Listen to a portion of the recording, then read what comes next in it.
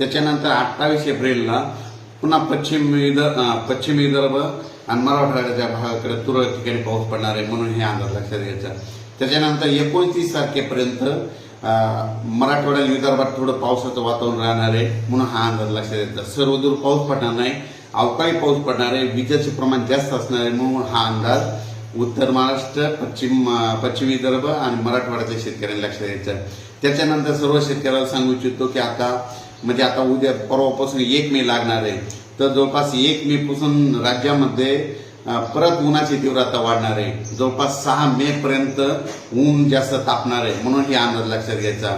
म्हणून हे त्याच्यानंतर म्हणजे सांगायचं झालं तर म्हणजे आज आहे 27 एप्रिल, 28 एप्रिल आणि 29 एप्रिल दरम्यान तुम्हाला एक सांगू इच्छितो.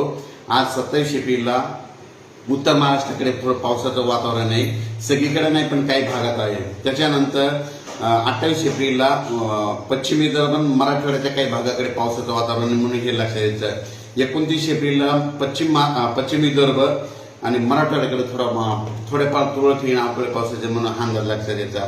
पण 1 मे पासून राज्यामध्ये उन्हाची तीव्रता वाढत जाणार आहे, म्हणून हा अंदाज लक्षात घ्यायचा.